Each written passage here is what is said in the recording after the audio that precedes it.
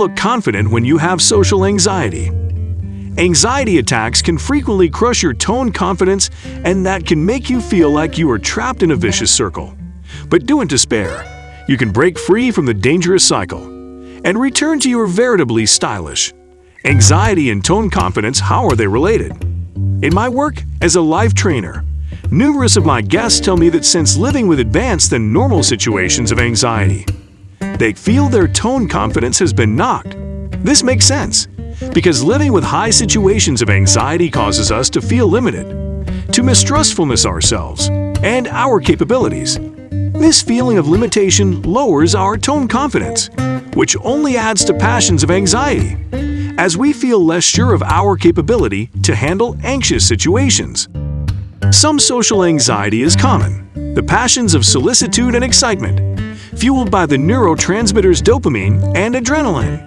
Do when you anticipate an event that could be delightful or fearful. However, your social anxiety may reduce, helping you feel more secure. If you feed this as a natural sensation that nearly everyone gests.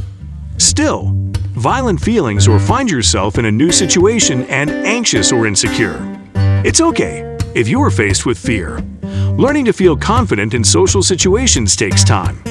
Practice and mindfulness leads to ease over time. 1. Maintain confident body language. Body language signals to people around you exactly what you're feeling. Generally, people unconsciously move in ways that reflect their internal state. Still, you can also designedly use confident body language to feel more confident.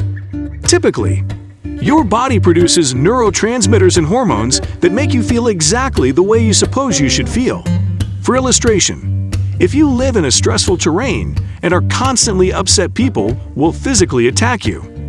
Also, your body produces high quantities of cortisol, adrenaline, and other hormones that prepare your fight or flight response in small boluses. This is veritably healthy. Still, if you're constantly stressed, it's veritably unhealthy.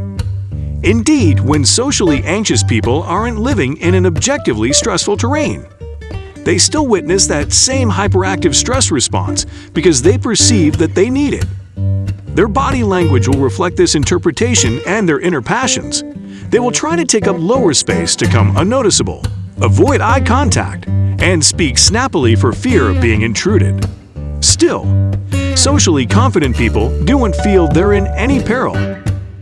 They feel safe. Their body reflects this in the chemicals it produces and in the postures that a confident person feels comfortable taking. Certain body language is more likely to be associated with confidence. By assuming these postures and ways of moving, you spark responses in the body that can only be touched off when you perceive your terrain as safe. Standing and sitting with good posture, slow movements, raising your hands above your head, and other confident acts lower cortisol, the stress hormone. The movements also increase product of other neurotransmitters, similar as dopamine and serotonin, which are generally associated with feeling good. By rehearsing confident body language, you're opening your mind to the possibility that you can actually overcome social anxiety and develop confidence. Of course, fixing your body language is only the first step.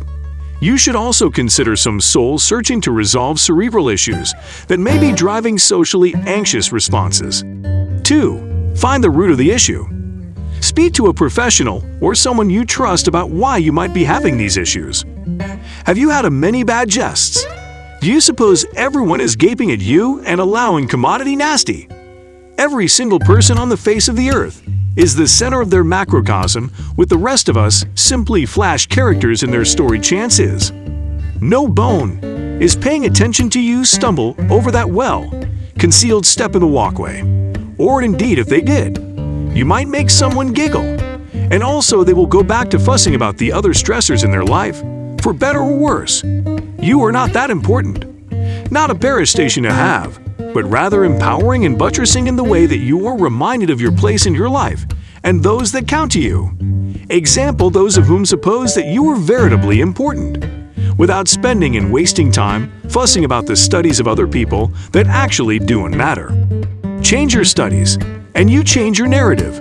Try a realistic lens, and see if it makes effects clearer.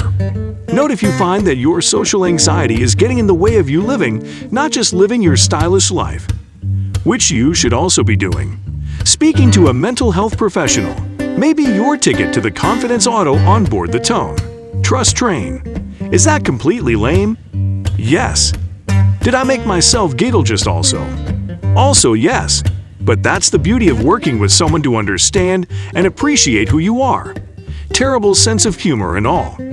Working with a professional to take over cognitive behavioral remedy, amongst other tools, may help in targeting automatic negative studies and behaviors and help in the creation of a plan to change those allowing patterns, or else accepting and making room for the negative feelings that are ineluctable. Seek help if you feel like you need it or want pointers on where to start. 3.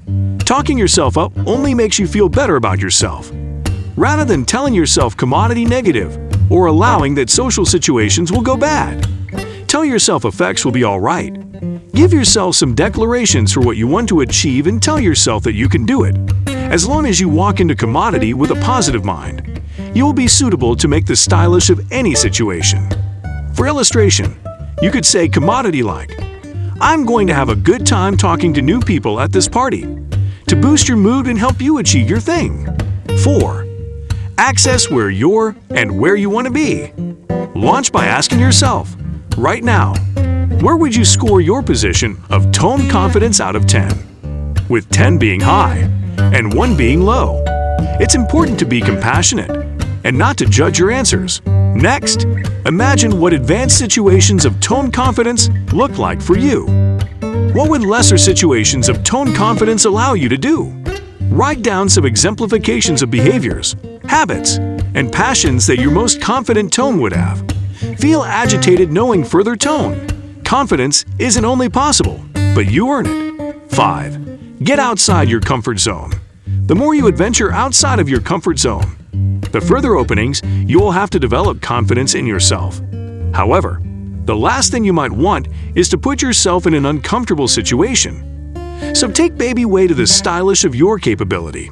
If you are suffering from a lack of tone confidence, it's normal to feel tone conscious as you begin to stretch yourself. And you might feel a bit awkward as you try new effects you use to sweat. Each time you face your fears, you will come a little more certain you can handle all life will throw at you. 6. A growth mindset. What do you suppose being confident entails? You may have some idea that confidence only stems from previous success, that you can only know how to be confident in yourself after you have come hectically successful. This kind of core belief oppressively limits you. Confidence doesn't come from your outside achievements, it comes from within. Being confident means that if you do fail, you can pick yourself back over and try again rather of throwing in the kerchief. Once you start taking practicable way towards your thing of being confident, your beliefs will gradationally start to solidify. It's time to borrow a growth mindset and start believing that you can learn how to make confidence. As Tony Robbins says, whatever you hold in your mind on a harmonious base is exactly what you'll witness in your life. 7. Feed your mind with good thoughts and write them down, no matter how down you feel. Try to stroke yourself on the reverse a little and flash back the effects you exceed at. Fastening on your better attributes will distract you from perceived excrescencies and boost your sense of worth. Suppose of your good rates in aesthetics, gemutlicate, bents, and utmost of all. Personality. Suppose back on respects from other people. What have they told you about you that you else have not noticed or conceded? Perhaps they have remarked on your smile, or your capability to stay cool and collected in stressful situations. Flashback past accomplishments.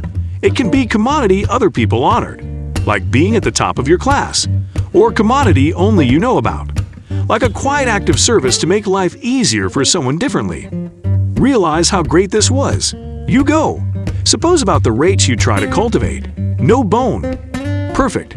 But if you are laboriously trying to be an honorable, good person, give yourself some credit for trouble.